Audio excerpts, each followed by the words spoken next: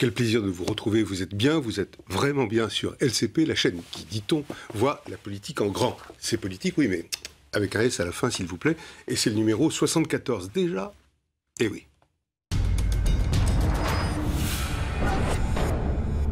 Politique avec un S à la fin, c'est donc une émission en 3 temps et beaucoup de mouvements. Premier temps, j'ai rendez-vous avec vous, Olivier Besancenot, ancien porte-parole du NPA, le nouveau parti anticapitaliste, et tout le monde s'en souvient, tout le monde vous connaît, enfin, 2 fois candidat à l'élection présidentielle en 2002 et 2017. Je suis ravi de vous recevoir sur ce plateau. Deuxième temps, après vous donc, il y aura place aux confrontations, chômage, chronique d'un drame, c'est le moins qu'on puisse dire, ordinaire. Pour en parler, je recevrai sur ce plateau Marion Lourd, journaliste au service économique et social à France Inter, Jean-Claude Mailly, secrétaire général de Force ouvrière, Thibault Langsade, vice-président du MEDEF en charge des TPE et PME, et François Quelfon, secrétaire national du Parti socialiste au travail, à l'emploi et au dialogue social. Troisième temps, c'est le temps des regards. Regards sur la société, regards sur la culture, regards engagés. Ça sera celui d'Abdenour Bidar, écrivain et philosophe, pour sa lettre ouverte au monde musulman, publiée aux éditions Les Liens qui libèrent. Et j'ai parlé de mouvements, ce sont les vôtres, ceux de nos amis du Lab d'Europe 1, notre partenaire, et aussi ceux d'une espèce singulière et nombreuse, les Moët Twitters, qui m'interpellent toute la semaine grâce au mot-clé Moët Tweet. Mais d'abord, j'ai rendez-vous avec Olivier Besancenot.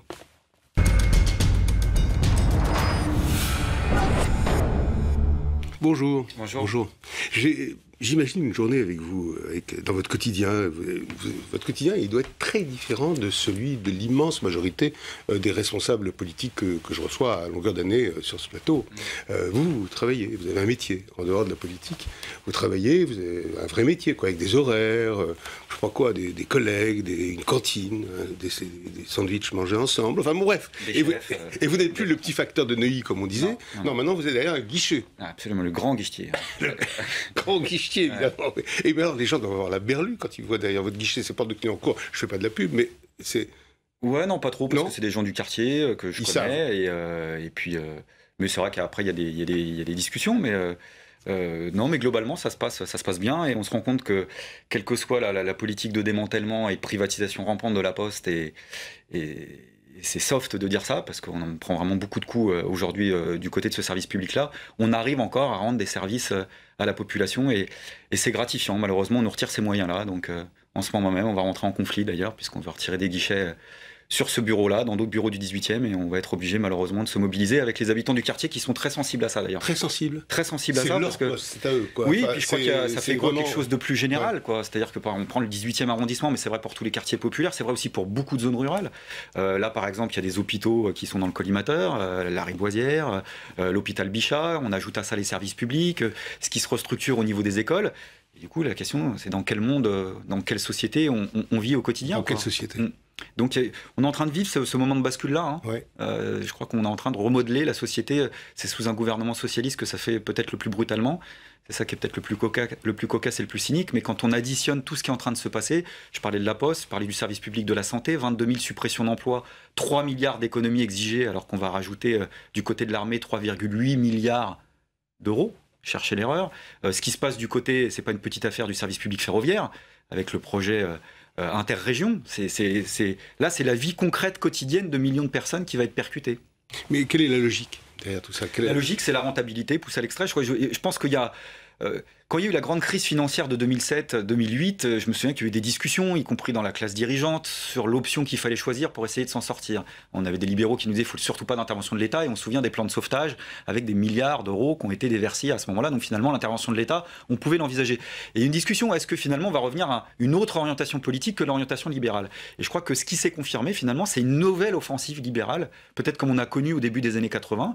Je crois que du côté des partis institutionnels, on s'est convaincu de ça, c'est-à-dire qu'il fallait poursuivre dans cette orientation et même peut-être l'accélérer, casser un certain modèle social européen. C'est ça le poids commun entre les différents pays. C'est pas simplement que des politiques d'austérité, je crois que c'est plus profond que ça.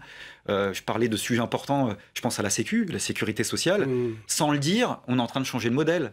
Savoir que jusqu'à présent, le modèle de sécurité sociale, c'est un modèle qui est assuré par le financement des cotisations sociales et pas des charges, contrairement à ce que dit le patronat. Les cotisations sociales, c'est une partie de notre salaire. Le salaire socialisé, le salaire, c'est pas que le salaire net, c'est le salaire socialisé dans son ensemble, et les cotisations. Et les cotisations sociales, c'est aussi une forme d'auto-organisation, d'autogestion possible. C'est une forme de notre salaire qui contrôle les fonds potentiellement de la sécurité sociale, même si ça a été largement bureaucratisé. Il faut savoir qu'au début des années 90, il y avait 98% du financement qui était assuré pour la sécurité sociale par les cotisations. On n'en est plus visiblement qu'à 57%. Parce que depuis la CSG, on a la fiscalité qui a pris le dessus. Et la fiscalité, c'est un autre modèle, c'est le modèle anglo-saxon, c'est l'impôt, c'est l'État, c'est vraiment un autre mode de vie qui est aussi là en train de basculer sans qu'il y ait vraiment de débat public là-dessus. Et on n'entend pas de contre-discours suffisant, en tout cas pas en tous les cas, pas de visibilité, je dirais, pas d'audibilité. Voilà. Oui. C'est pas audible. Il existe. Je crois que oui. Et sur ces questions-là, je crois qu'il y a là, on est en train de vivre un grand moment de reflux social et politique. On va pas se cacher derrière notre petit doigt. Mais par exemple, sur des secteurs comme la crise qui fait que c'est la crise, c'est le désarroi politique. On peut bien l'avouer. Je veux dire, aujourd'hui, des millions de personnes font plus la différence entre la gauche et la droite, et pas parce que la droite menait une politique de gauche quand elle était au pouvoir, parce que cette gauche-là mène une politique de droite. Et du coup, tout le monde est là à se regarder en disant comment on peut faire. Mais pour autant, sur des questions sectorielles, locales, il y a des grandes mobilisations. Et par exemple, le domaine hospitalier, vu ce qui est en train de se passer par exemple à la PHP, en région parisienne, quelque chose, je crois, d'assez important. On a fini d'entendre parler. Ouais, et je pense que ça, voilà, il y a quelque chose peut-être qui est en train de se traduire de ce moment-là. Le problème, c'est est-ce que du côté de ce qu'on appelait le mouvement ouvrier, le mouvement social, la gauche politique, peu importe le label qu'on lui donne, est-ce qu'on assume cette donnée-là? Est-ce qu'on assume la confrontation nécessaire avec ce pouvoir qui est en train de nous faire changer de modèle et qu'on assume une convergence des luttes qui nous manque cruellement et qui s'est fait entendre quand même dans les pays vers lesquels on regarde quand on a un peu d'espoir? Je pense par exemple à la Grèce ou à l'Espagne. Mais je n'arrive pas à comprendre pourquoi ça n'agrège pas ce que vous dites. Enfin, je n'arrive pas à comprendre. Je constate. Ça n'agrège pas, vous êtes d'accord? Enfin, il ne faut pas se cacher derrière son petit doigt. Non. Je pense qu'il y a des raisons qui sont d'abord liées au niveau de combativité sociale. C'est ce que j'étais en train d'expliquer. On sent tout, enfin, quand on est de la gauche radicale ou de la gauche non gouvernementale, on s'enthousiasme tous, à juste titre d'ailleurs, des vents porteurs, émancipateurs, de Podemos, de Syriza, etc.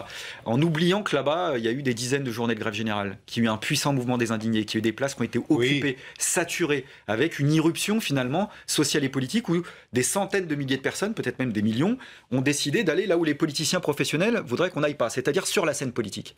Voilà. Et ce mouvement-là, il a été assumé par les organisations sociales et syndicales dans leur rupture avec la social-démocratie. Je crois que dans la gauche radicale française, c'est toujours pas le cas. Il y a toujours ce passement de jambes. Dès que les socialistes arrivent au pouvoir, on continue à bégayer du côté d'une partie de la gauche radicale en disant quand même, on ne peut pas leur réserver... quand même. Sans aller jusque-là, on ne peut pas leur réserver le même sort qu'on réservait à Sarkozy. Moi, je vous dis, quand un politique d'un gouvernement de gauche mène une politique de droite, il faut savoir leur réserver le même sort qu'on réserve à des gouvernements de droite. Hollande Sarkozy, même combat. C'est malheureusement la grande continuité. Ouais. Grande continuité. La grande continuité. Là, vous êtes. Oui, là, je suis. Je vais sérieux, mais une formule. Je le constate. Je constate au quotidien. Ouais. Je dis pas des militants PS. J'en vois plein dans les combats quotidiens, y compris contre ce gouvernement-là.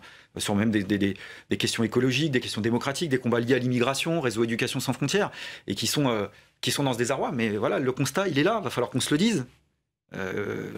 C'est croire même qu'il y a un concours, que tout ce que Sarkozy a pas réussi à faire passer, c'est ce gouvernement-là qui a cherché à le faire passer. Quand on additionne le pacte de responsabilité, 50 milliards donnés aux entreprises, le crédit d'impôt, compétitivité, emploi, la loi Macron, quand même pas une petite affaire, au-delà de la généralisation du travail du dimanche ou du travail de nuit, qui sont déjà deux bonnes raisons de s'opposer à la loi Macron, mais il y a plus que ça.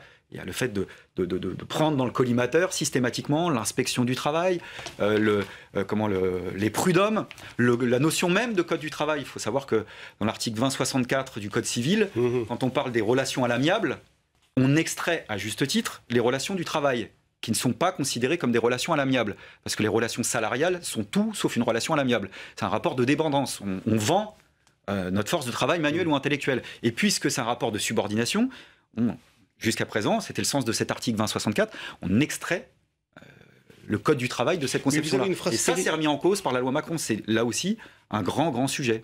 Vous avez une phrase terrible, j'ai essayé de la retrouver, je ne la trouve pas, mais vous allez m'aider. La lutte des classes, c'est eux qui la font, mais du côté patronal, le gouvernement. Oui, j'ai fait mon mea culpa, entre autres, en regrettant d'avoir interpellé le Parti socialiste pendant des années, en leur disant mais la lutte de classe, vous avez oublié ce que c'était. Et je suis bien malheureux de savoir qu'ils se sont rendus compte que la lutte de classe existait encore, et malheureusement ils la pratiquent, mais dans le camp adverse, oui, absolument. Avec les PIMS de 1 million d'emplois repris avec bonheur pour le MEDEF, enfin...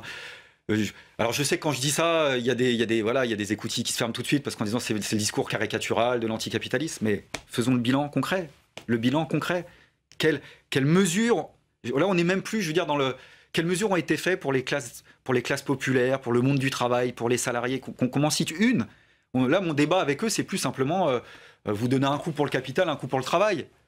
Là on n'est plus.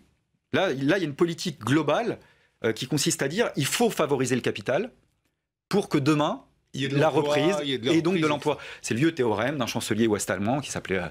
Schmitt, qui avait fait un grand théorème en disant les profits d'aujourd'hui feront les emplois de demain. Oui, voilà. Et ça c'était en 74. C'est complètement... depuis le début des années 90, j'ai que des gouvernements qui disent ça. Voilà, et les profits se portent plus ou moins bien, mais même quand ils se portent mal, la part des dividendes qui revient à la finance se porte toujours très très bien, y compris pour les plus gros. Et d'ailleurs, d'abord et avant tout pour les plus grandes entreprises.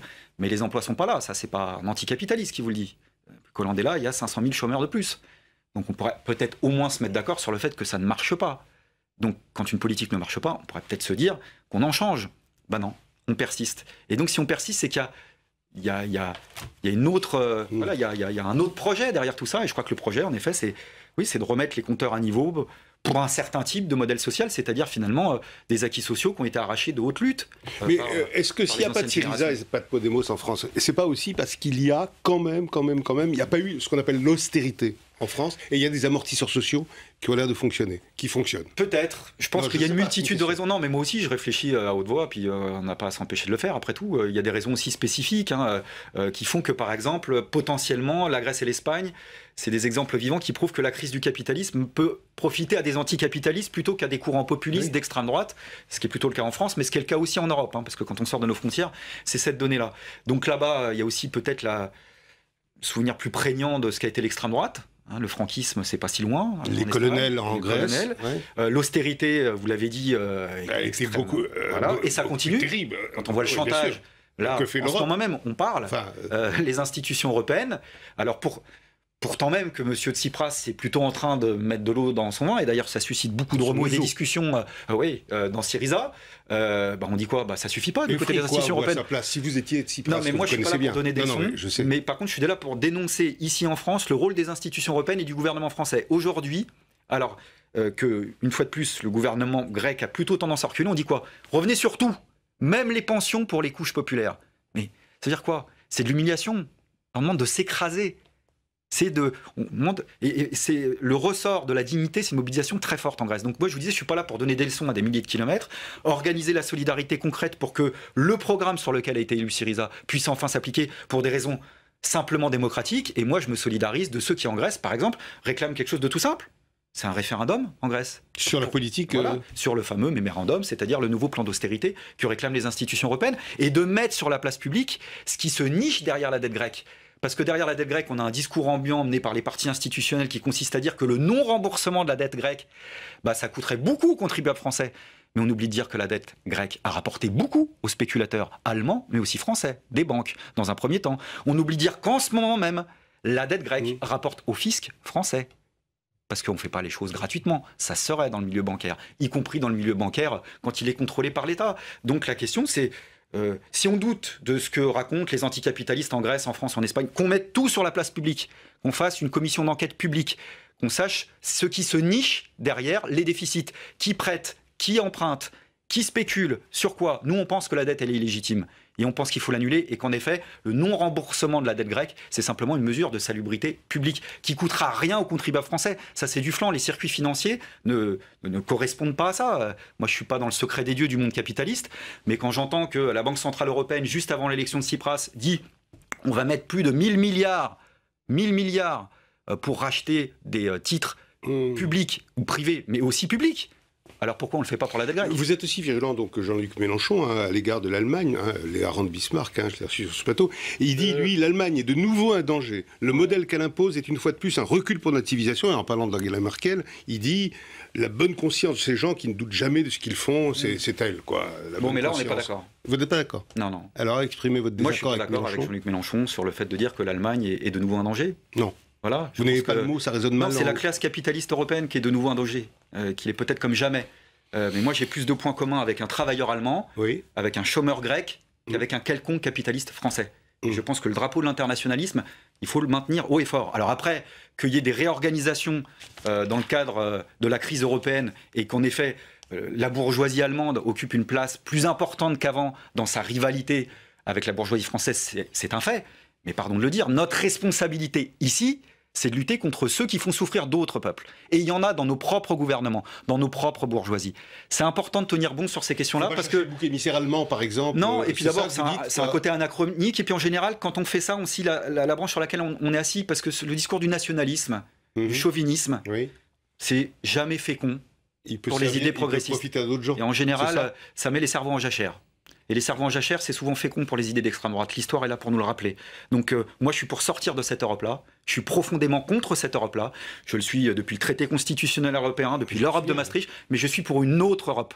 Je suis pour sortir des traités, mais pour une autre Europe. Et quelle est la force des mouvements qui viennent d'Espagne ou de Grèce? C'est qu'ils s'adressent à nous, en nous disant en conscience, seul on ne pourra pas s'en sortir. Donc il faut, par exemple, je parlais des services publics. Pourquoi on ne fait pas des services publics européens? Plutôt que quand la Poste française va se déguiser en opérateur privé à l'étranger pour mener la guerre économique à d'autres opérateurs publics, pourquoi on n'établirait pas, bien sûr, pourquoi on n'établirait pas une coopération immédiate de tous ces opérateurs publics comme un premier pas vers un service public postal européen? Pourquoi on ne le fait pas dans le domaine des transports européens? Pourquoi on n'établit pas un service public bancaire européen qui est le monopole de l'activité en expropriant les intérêts privés, précisément pour avoir un autre regard sur, et une autre pratique du crédit et de la banque. Mais je pense que l'internationalisme, c'est un drapeau, quand on est de la gauche radicale, qu'il faut maintenir fièrement.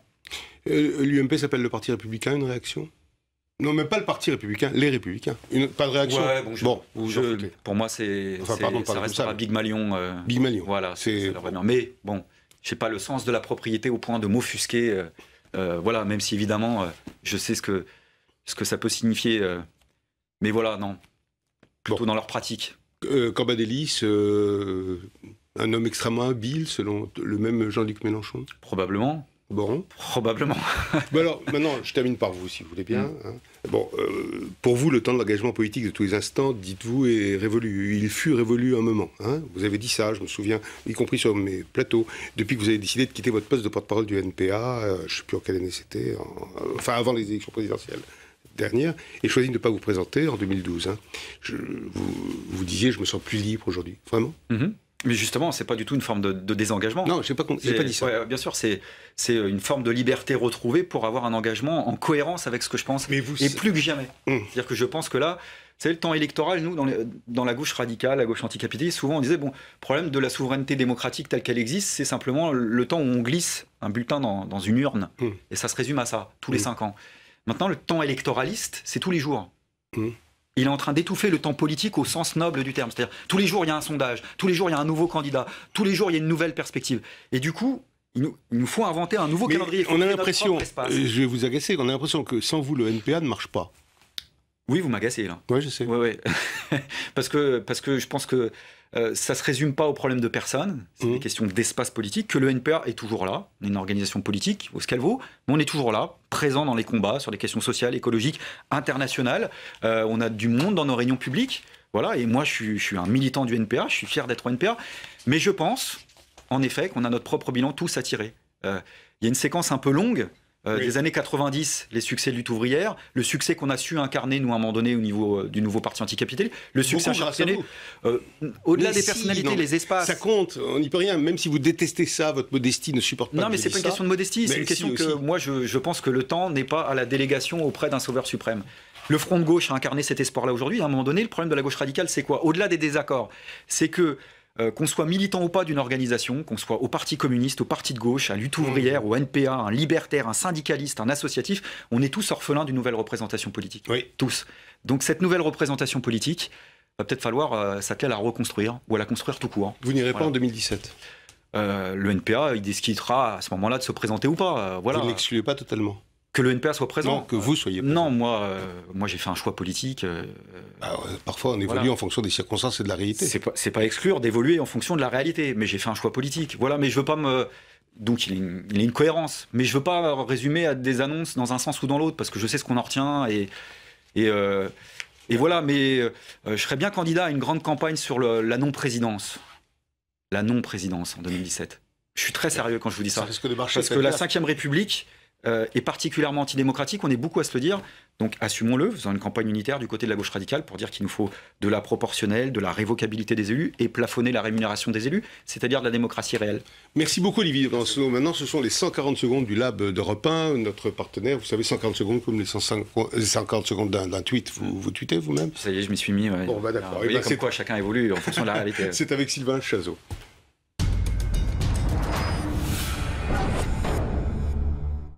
Bonjour Sylvain Chazot, c'est à vous. Bonjour Olivier Besancenot. Bonjour. On va parler un peu football. La démission de Sepp Blatter de la présidence de la FIFA, est-ce que pour vous c'est une bonne nouvelle pour le football? C'est le minimum syndical. Minimum, vous non Et il y plus. en a beaucoup qui devraient gicler aussi. Il y en a d'autres. Ouais, je pense. Ouais. Vous aimeriez que Michel Platini lui succède? Franchement, non. Je pense que c'est pas dans le renouvellement de personnel qu'il y a la solution. Le problème est plus général. Bien. Il paraît que la FIFA est une association à but non lucratif. Est-ce qu'on doit en profiter Rire dans la salle. Est-ce qu'on doit en profiter pour se poser la question de l'attribution des Coupes du Monde à la Russie et au Qatar? Mais de façon générale, le problème était déjà vrai pour le Brésil. Hein. Moi, j'ai participé à des manifestations de solidarité avec le peuple brésilien qui, juste titre, se mobilisait contre les conséquences de l'organisation d'un mondial. Donc, hier, j'ai farouché qui se révoltent que sur un seul pays. Je leur dis, bah, vous avez un peu l'émotion sélective, mes amis, parce qu'il y a les questions démocratiques, mais aussi les questions sociales de ce que engendre, par exemple, l'organisation d'un mondial. Vous supportez toujours le PSG? Oui, donc j'ai une grosse contradiction. Donc la question suivante est balayée comme ça. Alors, comment on vit avec vos convictions politiques et quand on voit le PSG, sauce Qatar, qui s'apprête à dépenser des millions et des millions d'euros encore cet été pour acheter des joueurs? Comment vous le percevez? Bah, comme une grosse contradiction, voilà. Mais maintenant, mon équipe à moi, puisque je reste un compte parisien, je supporte le PSG depuis que je suis gamin et voilà, pas me justifier en permanence là-dessus. C'est l'ES parisienne, c'est mon club, voilà. Et là, vous voyez ce que c'est que le football avec des gens qui passent des heures gratuitement à se consacrer à un club qui n'a pas de moyens, mais comme il y en a plein dans tous les quartiers populaires, voilà. Donc en fait, mon club c'est l'ESP, c'est plus le PSG. Voilà. On a parlé du Qatar. Comment vous percevez la plainte déposée contre Florent Philippot en diffamation cette semaine? Je l'ai pas suivi. Il y a une plainte du Qatar qui était déposée contre Florent Philippot en diffamation. Voilà, je sais pas. D'accord. Ouais, sur quoi? Je suis désolé, on va dépasser les 140 secondes. C'était parce qu'il avait sous-entendu que le Qatar finançait plus ou moins le terrorisme. D'accord, ok. Et là, vous me demandez de choisir entre le Qatar et Philippot? Non, je me demande si ça vous choque qu'un pays étranger porte plainte contre un élu français. Solidarisé de Philippot, même en rêve, j'y arriverai pas. Et c'est pas parce que je supporte le PSG. Dernière question. On ne travaillait pas assez en France. C'est Eric Woerth qui a dit ça mercredi sur France Info. Ouais. Parce que ce genre de propos, ça continue de vous choquer. Ouais, mais ça vient d'un élu de droite. Non, mais le problème, c'est que il n'y a pas que lui qui le dit. S'il faisait que le dire, tous ces gens-là, c'est que concrètement, dans les faits, on nous fait travailler plus longtemps. Travailler plus longtemps. Allonger l'âge départ légal de la retraite, le travail du dimanche, le travail de nuit, c'est de nous dire qu'il faut travailler plus longtemps, alors qu'il paraît qu'il y a plus de 5 millions de personnes à l'extérieur qui attendent une chose, c'est pouvoir travailler. Donc moi, je propose de travailler moins dans les entreprises pour que tout le monde ait un emploi. Ça s'appelle le partage du temps de travail. Moins.